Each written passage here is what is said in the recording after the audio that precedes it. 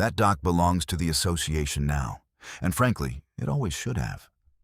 I bought it fair and square at the county sale, so you can take your little speech and your little folder and go cry about it somewhere else. The woman saying that was Brenda Walsh, president of the Cedar Hollow Lakefront Association for 9 years running. And she was standing on a dock my grandfather poured the footings for in 1958. The dock she thought she had bought at a tax auction. The dock she had not in fact bought, because you cannot auction a structure that sits on a lakebed somebody else owns. And the lakebed under that dock was deeded to my family before Cedar Hollow had a single house, a single covenant, or a single Brenda. My name is Walt Hagen. I am 61 years old. And for 33 years, I worked as a licensed land surveyor in this county before I hung up the transit and retired to the place my family has held since my great-grandfather walked the shoreline with a chain crew. I tell you my trade up front because it matters. A surveyor reads the ground the way other people read a clock. And the one thing Brenda Walsh never did, in 3 years of fining me and threatening me and finally selling my dock out from under me, was read the deed. Not the deed to my house, the deed to the bed of the lake itself. What would you have done the day a woman in a magenta blazer handed you a flyer for the public auction of your own dock and told you to smile about it? I did not smile. I went home and I opened the folder. Let me back up because the folder is the whole story, and the lake is older than all of us. Cedar Hollow sits in a high bowl of pine and granite, a long cold finger of water fed by snowmelt off the ridge, ringed now by 240 houses that did not exist when I was a boy. Back then, there were 9 cabins and a church camp in my family's place on the North Shore. A low brown house my great-grandfather built with a handsaw and a mule, and more patience than I will ever have. The lake was private then, in the truest sense of the word. A man named Elias Hagen, my great-grandfather, had bought not just the shore lots, but the bed of the lake, the actual dirt under the water, in 1894. He bought the bed because the timber company that had owned the whole basin was breaking up and selling itself off in pieces. And Elias understood something most people forget the minute they fall in love with a view. Water moves. Shorelines do not stay where you found them. A dry summer pulls the water line out 20 feet and a wet spring shoves it back. And if you own only to the water's edge, you own a line that walks around on you, and you can defend none of it. So Elias bought the ground underneath the whole lake, recorded the deed in the county book in his own hand, described it by metes and bounds, and then he paid the taxes on that lakebed parcel every single year until he died. My grandfather paid them after him, my father after that, and then me. 130 years of receipts on a piece of ground nobody can see because it is under the water. And that is exactly why nobody but a Hagen ever thought about who owned it. That deed is the thing Brenda Walsh never read. I want you to hold on to it, because it sat in a green metal box in my hall closet for the entire 3 years she came after me, 4 miles from her office, public record the whole time, and she never once asked the county clerk what it said.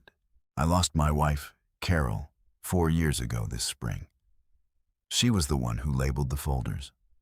She had worked as a paralegal for 20 years at a firm in the county seat, and she had a horror of loose paper, a real physical distaste for a document that did not live in a labeled place.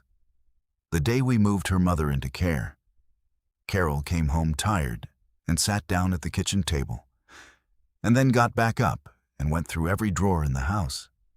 And she put 30 years of our life into manila folders with neat block printing on the tabs. Deed, taxes, truck, well, Carol kept at it past midnight. And when she finally sat down, she looked at me over the top of her glasses, and she said, "Walt, The day somebody comes for this place, you will not be angry. You will be organized. I did not know what she meant then. I thought it was just Carol being Carol. I know now exactly what she meant. And I have thought about that sentence nearly every day for 3 years. After Carol passed, it was just me and our granddaughter, Maddie. Maddie's folks split when she was small, and her mother works the oil rigs up north, 2 weeks on and 1 week off. Good money and a hard life. So Maddie has lived with us at the lake since she was 11. She's 16 now, all elbows and opinions, and a phone she is faster with than I am with anything. And she is the one who first noticed the survey stakes. It was a Tuesday evening in June, a little after 7. The light still gold and low on the water. When Maddie came running up the path from the dock and said there were orange stakes stuck in the shallows and a man in a polo shirt down there taking pictures of our boat. I went down. The man was already pulling away in a side-by-side up the public path, and I let him go. But I knew survey stakes when I saw them. I had set 10,000 of them in my working life, and these were wrong. They were set on a line that ran straight through the middle of my dock and out into the open water, as if somebody were drawing a boundary the lake itself had never had and the law had never recognized. The next morning, the first letter came. It was from the Cedar Hollow Lakefront Association, signed by Brenda Walsh, president. And it informed me that a routine aerial review had determined my dock extended into association common water, that I was in violation of Community Standard 4.2, and that I would be assessed a fine of $200 and required to submit my dock for a compliance walkthrough. I read it twice. Common water. There is no such thing as common water on a lake whose bed is privately deeded. But Brenda did not know that, and I was not going to teach her for free. I drove to the association office the next morning.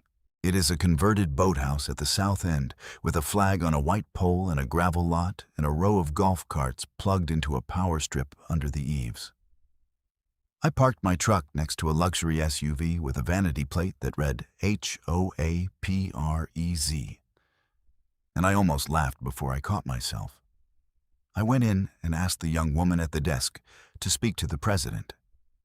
And a minute later, Brenda came out from a back office in the magenta blazer I would come to know very well, with pearls at her throat and sunglasses pushed up on her head and a clipboard already in her hand, as if she had grabbed it on the way out to win the conversation before it started. I held up the letter and started to explain, calm as I could, that there had been a mistake about the boundary. She did not let me get to the second sentence. The water line is the boundary, Mr. Hagan, she said. Everything past the water line is association common area. Your structure is in our water. Functionally, that dock is part of our jurisdiction, and we will be treating it that way. I told her, levelly, that the bed of the lake was deeded property, and that her community standards did not reach it. I told her the deed was on file at the county, and she was welcome to go read it any business day. She smiled the way people smile when they have already decided you are slow and a little sad. She tapped the clipboard against her palm. She said the association had been managing this lake for 30 years, and she thought she knew her own boundaries better than a retired man with a chip on his shoulder. I said the lake was a great deal older than the association, and so was my family, and that 30 years of managing something does not make it yours.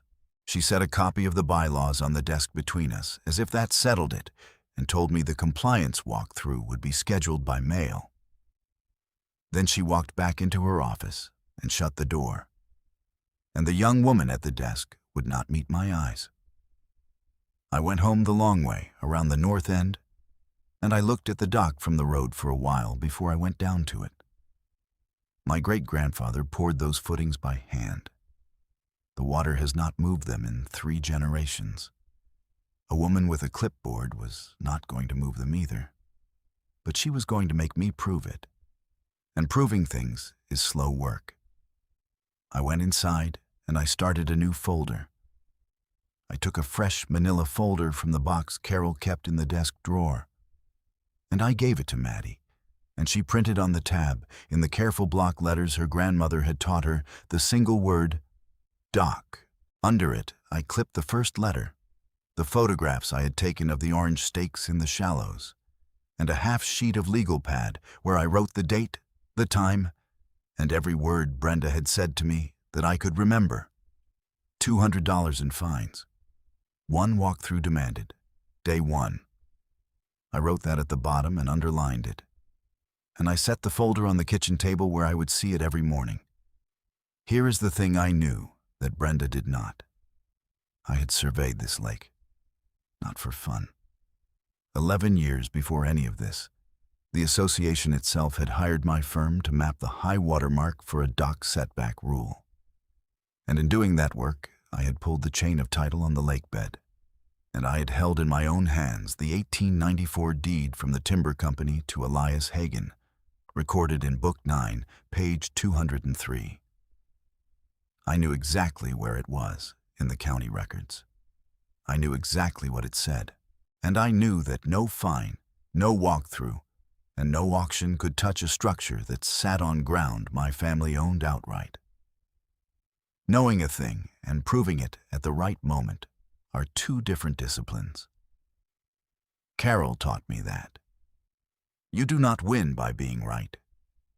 You win by being able to show you are right in front of someone whose job is to care. So I did not march into the office waving an old deed. I filed. Every letter, every stake, every photograph, every date.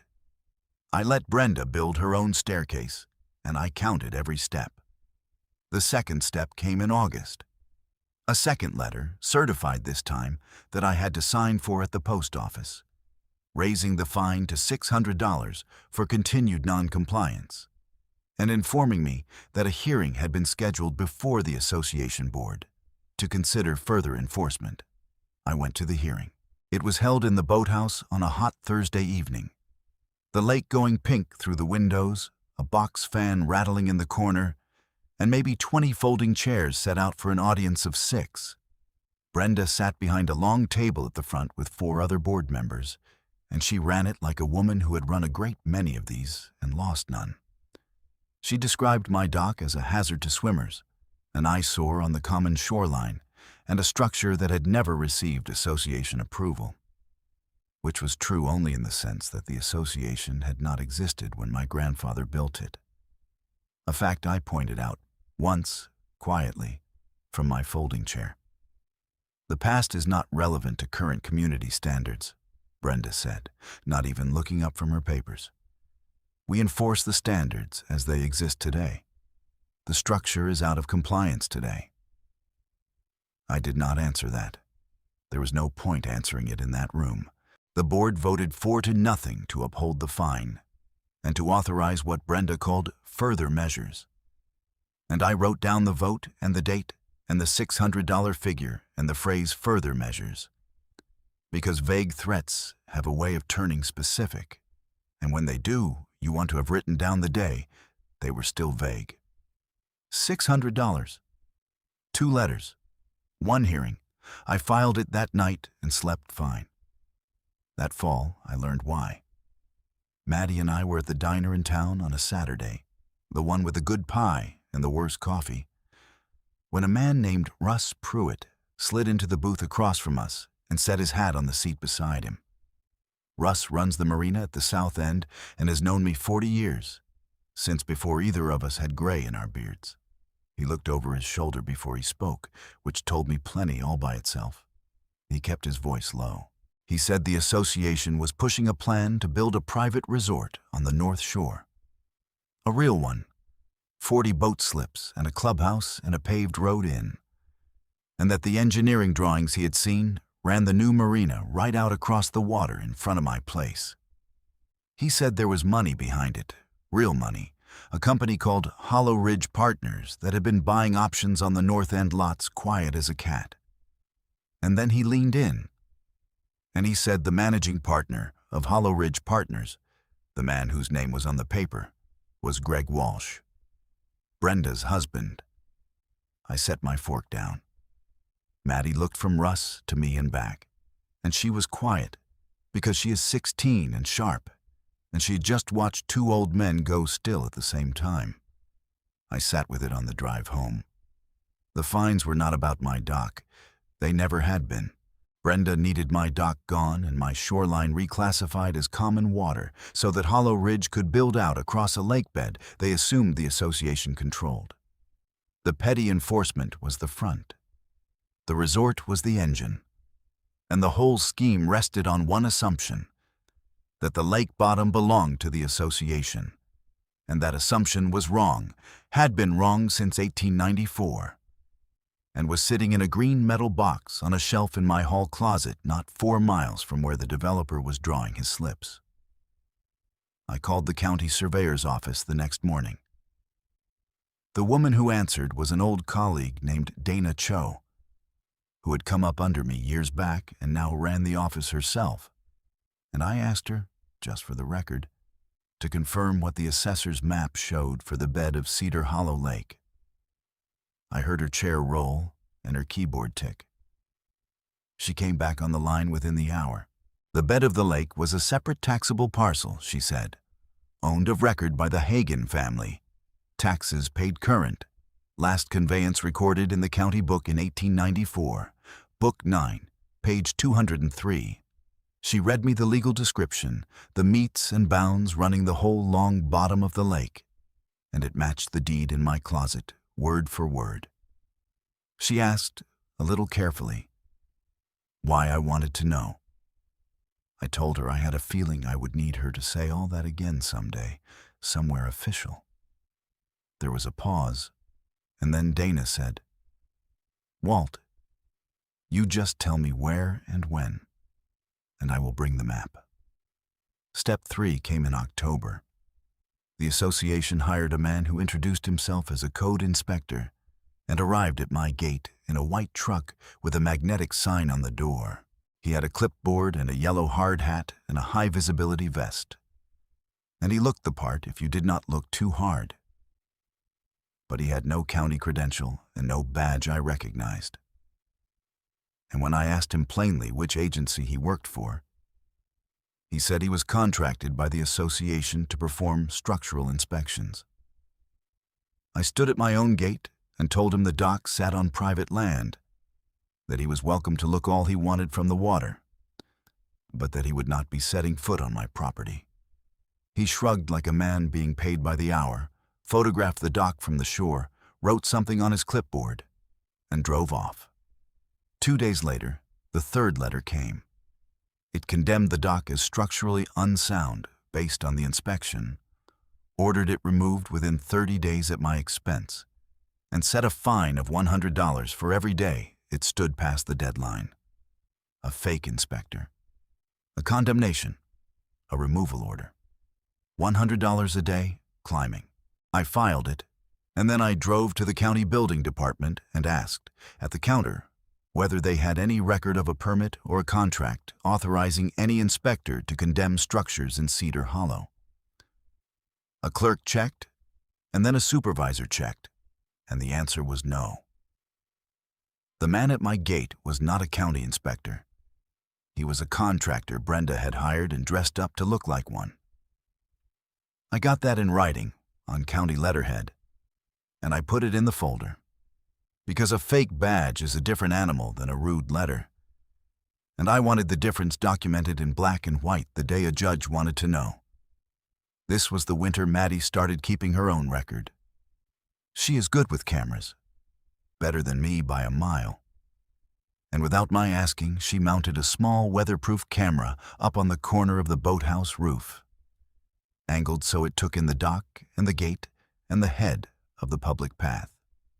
She set it to save to a memory card and to her laptop both. 2 copies, she said, because one is none.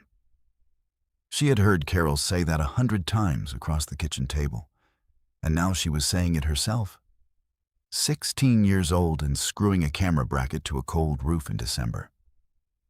I did not stop her. I have thanked God more than once that I did not stop her, because everything that happened on that dock the following summer happened on her camera. Step 4 came in the spring, and it was aimed at my pocketbook in a new way. I do a little business off that dock. Nothing big. I keep 3 rental canoes and a small aluminum boat. And in the summer, I rent them by the hour to folks who want to paddle the quiet north end where the loons nest. And that little bit of cash has paid my property taxes for years. That spring, the renters stopped coming. The first Saturday, it was slow. I thought nothing of it. The second Saturday, nobody came at all. When I finally asked one of my regulars why, a retired school teacher named Pearl, who has rented the same green canoe every Saturday morning for a decade, she went red right up to her gray hairline and would not look at me. Then it came out.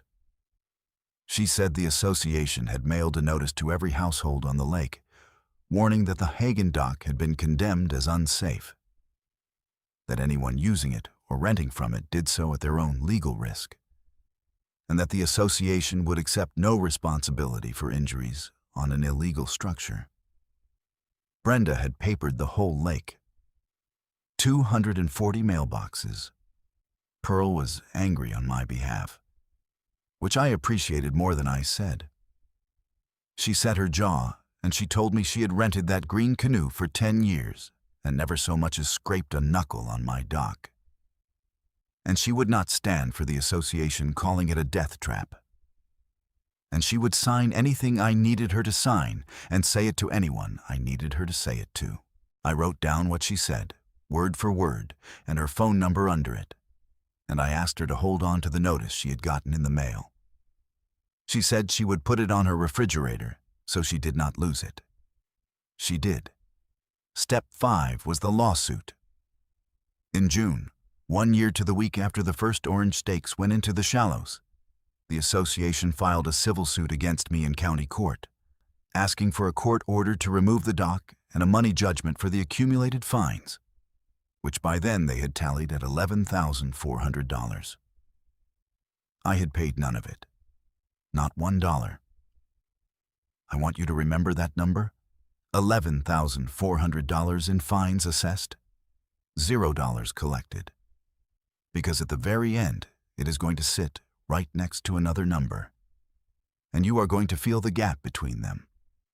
I hired a lawyer, a younger woman named Tess Okafor, who had grown up at the lake and remembered my carol from the church camp days. I brought her the folder, the whole thing, 3 years thick by then.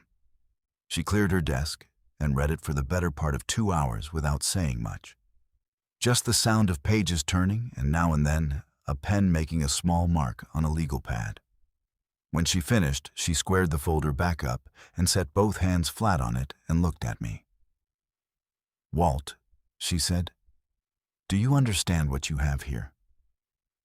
I said I had a deed to a lakebed and 3 years of headaches. She said no. She said I had 3 years of an association building a case against itself. Every fine documented, every overreach dated, a fake inspector caught in writing on county letterhead, a defamatory notice mailed to 240 households, and underneath all of it, a recorded deed that made the association's entire premise false from the first letter. She said the lawsuit was not a danger to me. The lawsuit was the room where it would all come apart, in public, on the record, in front of a judge who would have to look at the deed whether Brenda wanted him to or not. She said we would not even need to be clever about it. We would just need to show up and lay the deed on the table and let the county confirm it. I told her that sounded like something Carol would have said. Tess smiled and said she would take that as the highest kind of compliment. Before the suit could be heard, though, Brenda did the thing that turned a property dispute into something worse. She auctioned my dock. Here is how it happened. The association, under Brenda, claimed that my unpaid fines constituted a lien against the dock structure, and that under the association's own rules, it could foreclose that lien and sell the structure to satisfy the debt. None of that was lawful. You cannot lien and sell a structure to satisfy fines you had no authority to levy, sitting on land you do not own. Brenda did not ask a lawyer that question, though. Or if she did not like the answer and asked a different lawyer. The association noticed a public sale of the Hagen dock to be held on the boathouse steps on a Saturday morning in July. And it advertised it in the county paper. And it ran the sale. And a board member bought it. Her name was Diane Foss. She had been on the association board for 2 years. She was Brenda's closest ally and rode in the same golf cart. And when the sale was called on the boathouse steps, she was the only bidder. She paid $1. The association recorded the sale in its own minutes and typed up a bill of sale for the Hagen dock. And the following Saturday morning, Diane Foss came down the public path to the North Shore with a printed copy of that bill of sale in a plastic sleeve.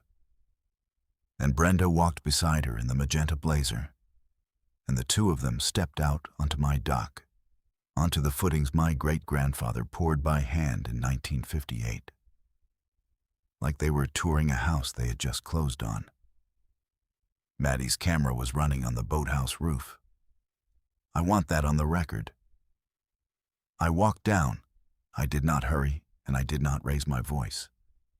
Brenda turned and saw me coming, and her chin came up, and she said the thing I told you at the start, that the dock belonged to the association now, and frankly always should have. That she had bought it fair and square at the county sale, and that I could take my little speech and my little folder and go cry about it somewhere else. I told them, levelly, that they were standing on a structure built on privately deeded land, that no sale had transferred anything to anybody because the association had owned nothing to sell, and that the two of them were, at that moment, trespassing on Hagen ground. Brenda laughed at me. Diane Foss held up the plastic sleeve and said she had a bill of sale, and all I had was a sob story and an old man's pride. I said I would see them both at the hearing. Then I turned around and walked back up to the house, and I called Tess Okafor, and I called Dana Cho at the county, and I called Pearl, and I took the green metal box down off the shelf and opened the lid. The hearing was 3 weeks later, and it was not the small civil matter it had started as, because Tess had done something I had not expected. She had taken the auction, the bill of sale, and the fake inspector to the county, and the county had taken an interest. When I walked into that courtroom, there were more people than I expected. There was the judge, a careful man named Harlan Reyes. There was Tess at our table. There was Brenda at the association's table with their lawyer, and Greg Walsh sitting behind her in a suit, because the resort plan was an exhibit now, and so was he. There was Diane Foss, there was Pearl, and Russ Pruitt, and Dana Cho with a county map tube under her arm. And there were a dozen neighbors in the gallery who had gotten the notice calling my dock a death trap and wanted to see how this ended. I want to slow down here, because this is the part that took 3 years to arrive and 90 seconds to land. The association's lawyer went first. He argued the fines, the non-compliance, the structural hazard, the lien, the sale. He was smooth, and it sounded almost reasonable if you did not know the ground. Brenda watched me the whole time with a small smile. Then it was our turn, and Tess did not make a speech. She called Dana Cho. Dana walked to the front and slid the cap off the map tube and unrolled the county assessor's plat across the table, where everyone in the room could see it, waiting 2 corners with her car keys and a stapler so it would lie flat. Tess asked her one question. Who owns the bed of Cedar Hollow Lake? Dana put one finger down on the parcel shaded across the plat, the whole long bottom of the lake from the North Shore to the south. And she read the record into the courtroom in the flat, even voice of a county officer who deals in fact for a living. Owned of record by the Hagen family. Last conveyance recorded in the county book in 1894, Book 9, page 203. Taxes paid current every year since. A separate deeded parcel, never conveyed to the association, never part of any common area, never theirs to fine, to lien, or to sell. The room went quiet. Somewhere, a chair creaked. Brenda's small smile was gone, and she was looking at the plat the way a person looks at a stair that was not where their foot expected it. Then Tess laid the deed itself on the table, unfolded it slow, and smoothed it flat with the flat of her hand. The original 1894 conveyance, from the timber company to Elias Hagen, the bed of the lake described by metes and bounds in a clerk's careful hand, signed and recorded 30 years before the first Cedar Hollow house, and 60 years before the association charter that Brenda kept in her clipboard. Tess set it down right next to Diane Foss's $1 bill of sale, the two papers side by side on the same table under the same light. She did not say one word about the distance between them. She did not have to. Everyone in that room could see it. Judge Reyes looked at the plat. He looked at the deed. He looked at the bill of sale for a structure sitting on a bed that the bill of sale's seller had never owned. And he asked the association's lawyer one question. He asked whether the association disputed that the lakebed was deeded to the Huggin family. The lawyer conferred with Brenda, and there was a long pause, the kind of pause where a person realizes the floor is not where they thought it was. And then the lawyer said the association could not dispute the record. That was the moment it ended. Not with shouting. With a man in a robe nodding slowly, and a woman in a magenta blazer staring at a 130-year-old piece of paper she had never once thought to read. Judge Reyes ruled from the bench, and he did not need a recess to do it. The fines were void, every one of them, because the association had no jurisdiction over privately deeded land and never had. The lien was void, because you cannot lien what you do not own. The auction was void, and Diane Foss's bill of sale was worthless. A single dollar spent on nothing at all. A receipt for air. The dock was mine, the judge said, as it had been mine and my family's all along. And because the association had hired a man to pose as a code inspector with a false badge and a magnetic sign, and because it had mailed a notice to 240 households calling a sound structure a death trap, the judge referred the whole matter for further review. And he noted on the record, in a level voice, that defamation and the unauthorized practice of building inspection were not matters for his small courtroom, but were matters that someone with the authority to look at them would now be looking at. Here is the paired number I asked you to remember.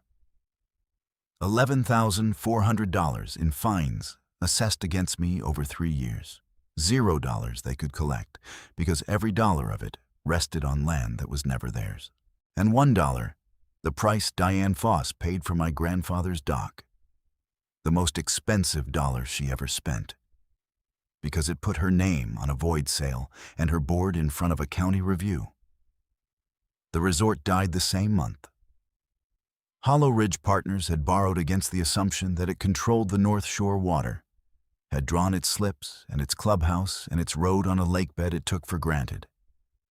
And when the deed surfaced in open court, the financing fell through inside of 2 weeks, because no bank in the world lends on a marina you cannot legally build on a lakebed you do not own. Greg Walsh's company filed for dissolution before the first snow flew. The 40 slips never got built. The clubhouse never got built. The paved road that would have run across my family's water and past my great-grandfather's footings never got poured.